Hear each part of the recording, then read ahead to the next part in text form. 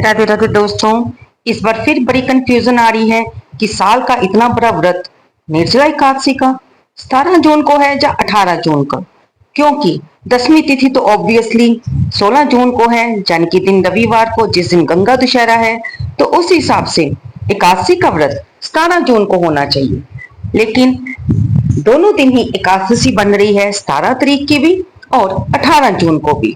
तो ये व्रत क्या दोनों दिन रखा जाएगा, या फिर 17 को रखना चाहिए या फिर 18 को। आइए जानते हैं कि ये व्रत का पालन ज्यादातर 18 जून को किया जाएगा। क्यों? क्योंकि 17 जून को जो एकादशी तिथि का आरंभ हो रहा है वह सुबह यानी कि रात आधी रात के 2:30 बजे हो रहा है, यानी कि ये सूर्योदय से भी पहले का समय है और ये दशमी युक्त समय माना जाएगा। और फिर उसके बाद जो एकादशी तिथि समाप्त हो रही है वह 18 जून को सुबह 6:30 बजे के बाद हो रही है। और इसलिए जो 18 जून की तिथि है वो द्वादशी युक्त मानी जाएगी। तो दोस्तों, एक कारण तो ये हो गया कि 17 तारीख को यानी कि 17 जून दिन सोमवार को एकादशी तिथि दशमी युक्त होगी। और अगर हम दशमी युक्त तिथि को यानी कि एकादशी तिथि का व्रत रखते हैं तो उससे राक्षसों को बल मिलता है, यानी कि राक्षस वृत्ति को बल मिलता है। और अगर हम द्वादशी युक्त एकादशी का व्रत करते हैं तो उससे हमको बल भक्ति मिलती है। और ये एक एकादशी का नहीं, 100 एकादशी के रखने का व्रत का फल हमें मिलता है। क्योंकि ये साल की जितनी भी एकादशी होती हैं, अगर आप वो ना भी रख पाए, सिर्फ एक ये निर्जला एकादशी रख लें तो आपको सभी साल की एकादशियों का फल मिल जाएगा। ऐसा शास्त्रों में वर्णन है और ये भगवान श्री कृष्ण के श्रीमुख से निकली हुई वाणी है। क्योंकि इस निर्जला एकादशी को व्रतों का राजा बोला जाता है। और अगर बात करें कि निर्जला एकादशी को व्रतों का राजा बोला जाता है, और अगर हम द्वादशी युक्त एकादशी तिथि यानी कि दिन मंगलवार को 18 जून को रख रहे हैं तो हमें और भी 100 एकादशियों के व्रत रखने का फल मिल जाएगा।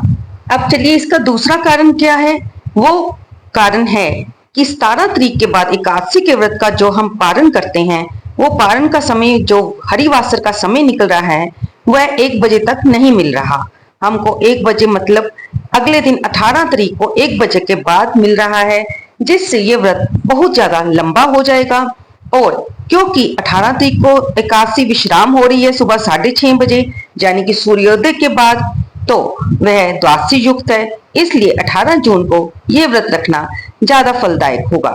और फिर जो दशमी युक्त व्रत किया जाता है वो स्मार्त लोगों के लिए होता है, यानी कि ग्रस्त लोगों के लिए।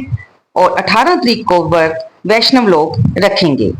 ये आप पर निर्भर है कि आपके गुरु घर में या जहां पर आप रहते हैं, आप जिस धर्म को जिस पंथ को फॉलो करते हैं, आप उस हिसाब से चलिए। और दोस्तों, अगर आप 18 जून को व्रत रखने जा रहे हैं तो 17 तारीख को रात को 12:30 बजे से लेकर 4 बजे तक आप जल का सेवन कर सकते हैं।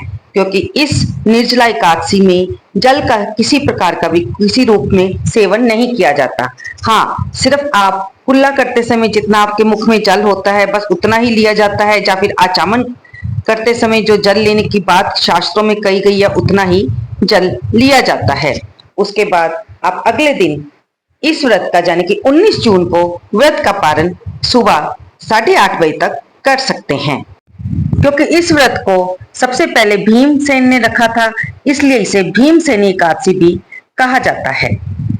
साल की ये सबसे कठिन एकादशी जो कि जेठ मास में आती है। ज्येष्ठ का महीना सबसे गर्म महीना बोला जाता है और हम पानी के बिना नहीं रह सकते, इसलिए इस व्रत को बहुत कठिन माना जाता है और व्रतों का राजा माना जाता है। लेकिन राधा रानी की कृपा से ये व्रत बहुत इजीली हो जाएगा। आप संकल्प तो लीजिए, आप लोगों को पता भी नहीं चलेगा कि किस प्रकार से आपका व्रत पूरा हो गया। मैं आपको हर बार बताती हूँ कि बिना संकल्प के कोई भी व्रत नहीं रखना चाहिए, वह आधा अधूरा माना जाता है और उसका फल भी हमें पूर्ण रूप से नहीं मिल पाता।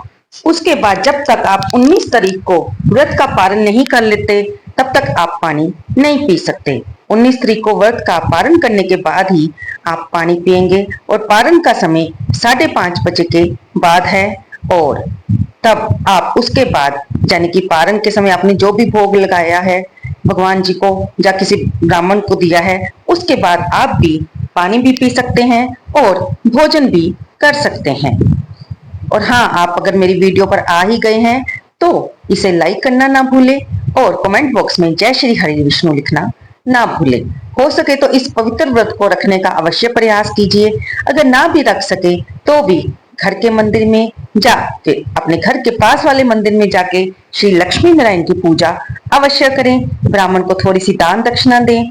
भगवान को फल फूल माला धूप दीप नैवेद्य अर्पित कर सकते हैं। आप नैवेद्य के रूप में कोई मिठाई भी भगवान को अर्पित कर सकते हैं और उनसे अपनी व्रत ना रखने की जो आपकी शारीरिक अस्वस्थता है या कोई मजबूरी है उसके रूप में बताकर उनसे प्रार्थना करके अपने भगवान से अपनी मन में जो भी मनोकामना है, जो भी कष्ट है, आप उनसे कहिए। भगवान तो बहुत दयालु हैं, वे अवश्य आपकी मनोकामनाओं को पूर्ण करेंगे। धन्यवाद दोस्तों।